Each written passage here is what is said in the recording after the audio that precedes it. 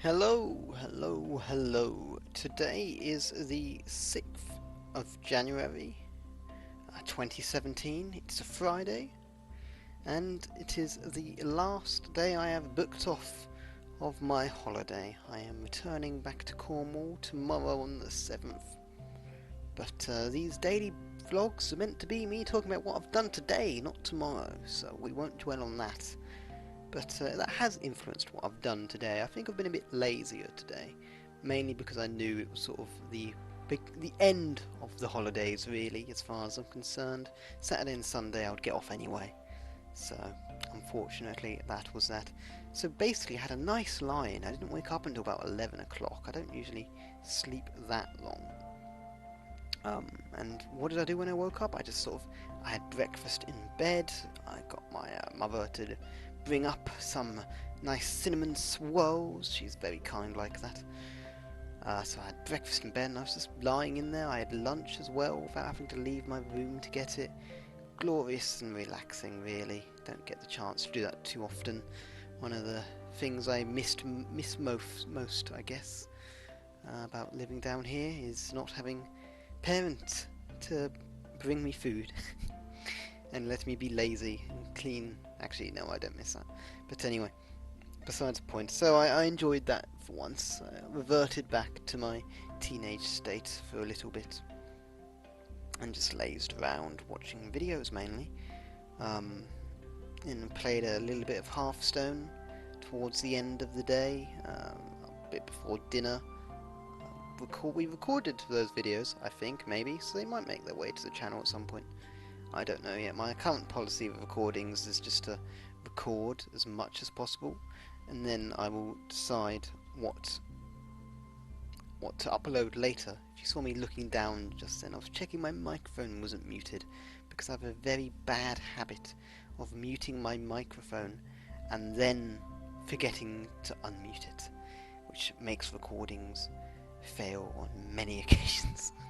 It's not so bad when I'm in like a group chat with people, because it's fairly obvious when I can't be heard. But with a YouTube video, I can happily record for 15 minutes before noticing that the mic's muted.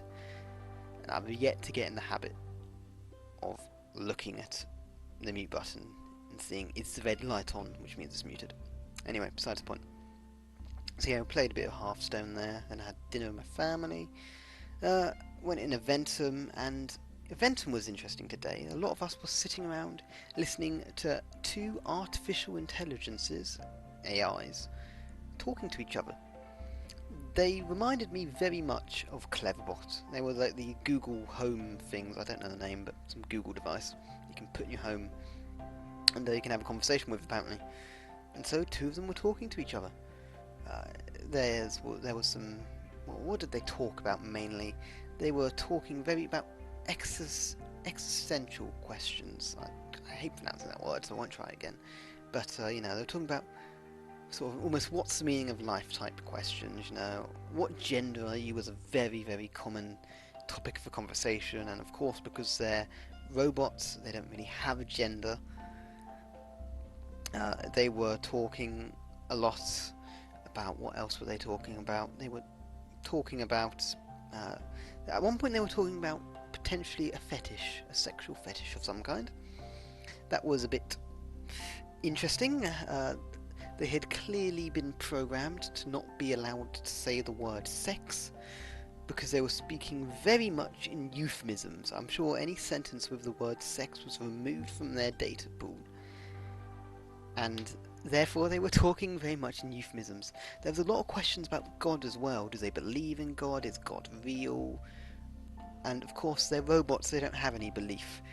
And that's a very interesting part about AI, actually, is that what do you make them believe? You have to pre-program that in there. They can't really use machine learning, which machine learning is, for those who don't know, is basically in your computer code, you write some code, and what that does is it looks through different data, figures out how those bits of data connect, and sort of repeats this process over and over again. Quite often it will try different ways of doing something, and it will sort of get a score at the end of it. And there's a lot of different things, so it's kind of complicated to explain really, but it's a very interesting thing. The essence is that instead of sort of hard coding in rules, which would be something like if someone asks you what is your gender, you respond with boy, or if someone asks you do you believe in God, you respond with yes or no or whatever you respond with. Instead, it gets the data, sort of sees what the most common response is potentially, and then uses that response. So if 80% of people say yes, 80% of the time it might end up saying yes, and 20% of the time it might say no. That's a very oversimplification though. But basically you don't set in specific rules. It learns those rules from a bit of data, from a lot of data in fact. That's the essence of machine learning.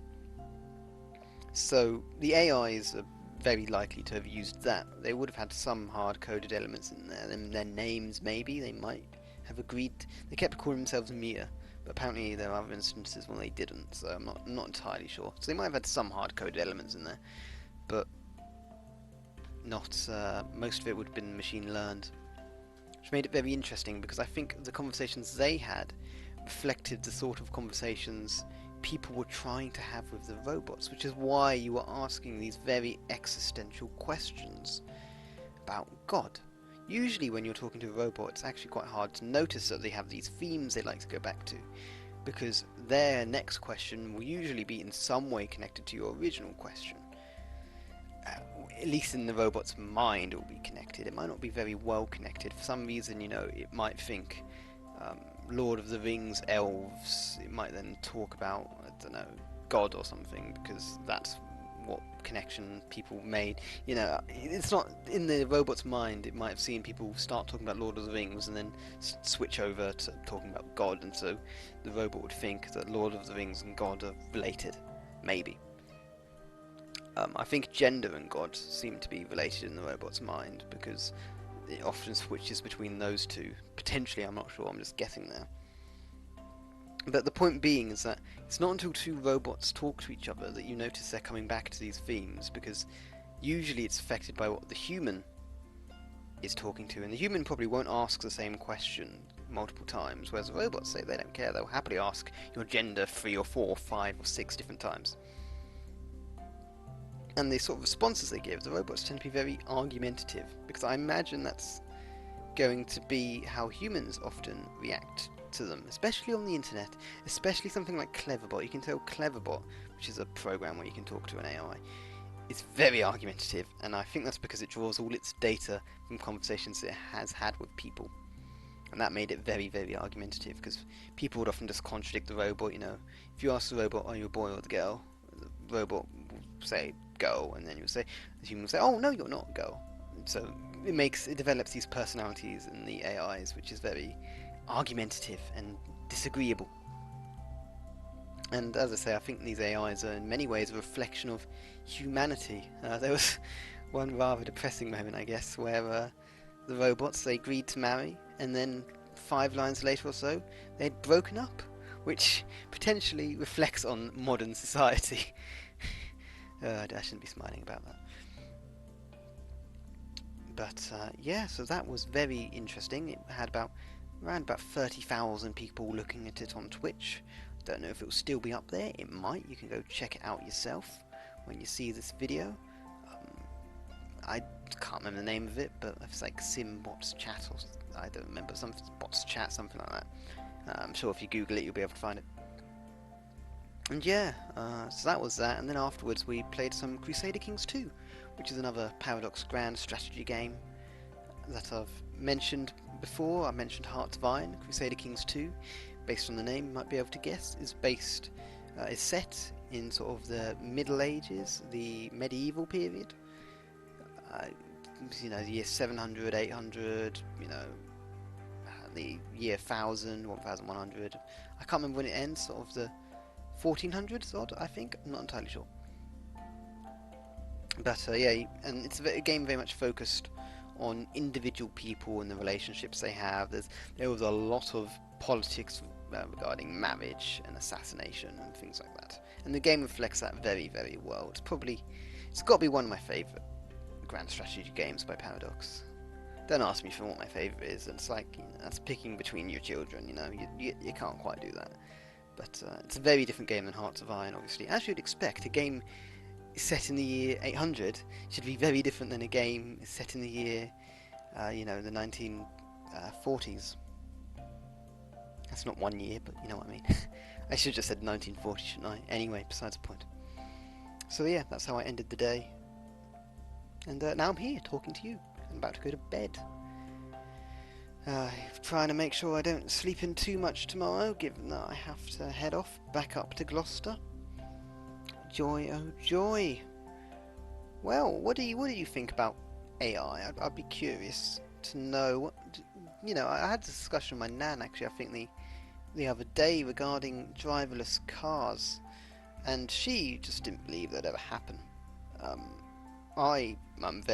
I think because of the sheer amount of money being thrown into driverless technology, it's gonna happen. There's an arms race going on, basically. You've got Google and Apple. Apple, I don't think it's officially said anything as of the time of making this. I'm pretty sure they are. It's sort of a well-acknowledged fact they're working on a car. Google's doing stuff. All the big car companies are now looking into it. They're partnering with tech companies. There's a big arms race going on for a many billion-pound industry. So it's fairly understandable, and I think it will happen because of that. There's a massive push financially for it. At least to some extent, maybe it won't be every road you can enable it. Maybe for some roads it'll be enabled, some roads will be disabled, and if it gets going like that, I think eventually it'll work for every road. Hopefully anyway, especially to push it out to places like China and Russia. That will be very useful to just have general all-purpose technology for those places. Not everyone lives in London and New York and San Fran and all those places. So yeah, driverless technology I think is very keen. Things like the technology in the home, like that Google thing, the two Google bots that are talking to each other, that is a bit more interesting. I think it's quite likely to end up happening at some point, but I think that's a fair bit further off, just because of the effort required to set it up. For most people, that is not going to be worth it, and the cost involved as well. I think if newer homes start getting these features built in, then that will be a big tipping point, because people will start using it. They might go over to their friend's house, see it there, want it for themselves, become sort of a prestige type thing. If it ever gets those sorts of factors going on, that will be what pushes it. Very different than what's going to be pushing driverless cars, I think. It's going to be interesting with driverless cars. It will be interesting. Indeed, I think a big use for that is going to be in taxi services and lorries and things like that. That will be a very, very big use. Once again, being pushed by business.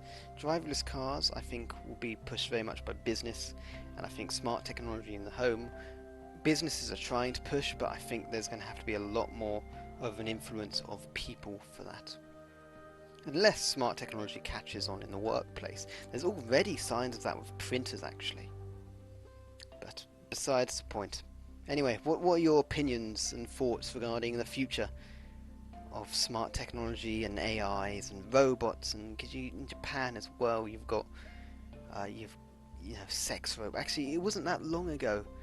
It's like a week ago or so. I think it's last week that there was this a convention on sex robots. Which, I mean, who turns out to that convention is going to be an interesting crowd, I have to say.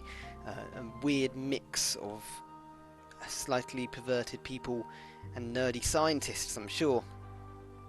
And yeah, I mean, I couldn't see myself wanting to have any sort of sex robot myself, but who am I to judge? It's actually quite interesting in that one thing from that study. They did a brief study on the people who attended the conference, I think it was, and so it's going to be very biased as a result. But they found that most of them thought that it was inevitable that there would be sex robots, which of course they probably would. They work in the industry. I'm involved in nuclear power, so I think it's very likely we're going to have lots of nuclear power. If you're optimistic, you think that way. But anyway, however, very few of them actually would want to sleep with a robot, and they're the people in the industry. So that's an interesting fact there, and I'm not convinced robots will ever be able to replace humans in things like sex or management. Management's a very soft skill about friendships and making relationships and things like that. and I don't think robots will ever really have us beat there. A true general intelligence is going to be something that's a very, very, very, very long way off. We can make AIs that can do specific tasks, like talk to people about general stuff, but making an AI that can actually do all sorts of tasks, you know, walk around, talk to people by assessing their sort of needs and desires and their performance in the workplace and very vague things like that, that's going to be hard for an AI, because basically the way the talking robots work is they just sort of say things that are vaguely relevant. You would not want to go to a chat robot to talk about your life decisions. That would end poorly. Do not accept advice from chat robots in its current state. Maybe this video will be dug out in 100 years time and I will be laughed at, but for a long time at least we are not gonna have general intelligence. Anyway, I've rabbited on far too much about this, so let me know what you think. And that has been me for today. I hope you enjoyed, and I'll see you tomorrow. Thank you very much. Good night. Thanks for watching our videos. I hope you enjoyed them. Please could you do us a favour and just hit the like button underneath the video. It will improve our search ratings, so we'd really appreciate it. Make sure to check out our channel, see if there's anything else you're interested in, and have a very nice day.